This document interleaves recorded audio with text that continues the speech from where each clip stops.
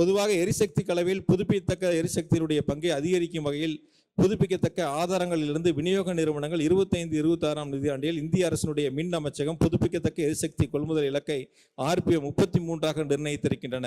2030ஆம் ஆண்டுக்குள் 43 இலக்கு நிர்ணயித்துள்ள இந்த நிலை தமிழ்நாடு மின் தேவையில் 50 விழுக்காடு தமிழ்நாடு மின்சார வாரியத்தினுடைய சொந்த உற்பத்தியாக இருக்க வேண்டும். மொத்த மின் தேவையில் 50 விழுக்காடு புதுப்பிக்கத்தக்க எரிசக்தி கொள்முதலாக இருக்க வேண்டும் என்று முதலமைச்சர்கள் திட்டங்களை முன்னெடுத்திருக்கின்றார்கள். பொதுவாக ஒரு பக்கம் உற்பத்தி அதிகரிக்கின்ற பொழுது அதற்கான மின் கட்டமைப்பை வலுப்படுத்தி விநியோகத்திற்கான திட்டங்களை செயல்படுத்த வேண்டும்.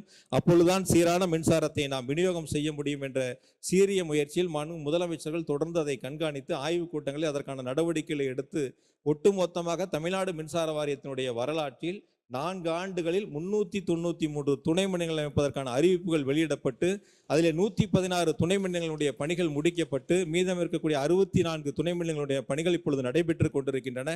மீதம் இருக்கக்கூடிய பணிகளையும் இந்த ஆண்டு எடுத்துக்கொள்ளப்பட வேண்டும். அதிலும் குறிப்பாக எந்தெந்த பகுதிகளில் அவசியம் என்பதை முன்னுரிமை கொடுத்து அந்த பணிகளை எடுக்க வேண்டும் என்று முதலமைச்சர்கள் உத்தரவுகளை வழங்கியிருக்கிறார்கள். அதற்கான பணிகளையும் இப்பொழுது நாங்கள் முன்னெடுத்திருக்கின்றோம். துறை அதை முன்னெடுத்திருக்கிறது என்பதையும் இந்த நேரத்தில்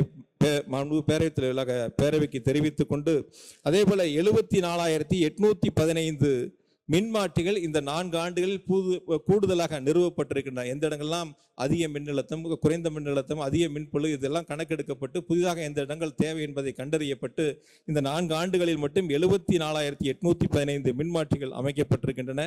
குறிப்பாக எல்டி லைனை பொறுத்தவரை இந்த 4 ஆண்டுகளில் 45,367 கிலோமீட்டர் புதிதாக அமைக்கப்பட்டிருக்கின்றன.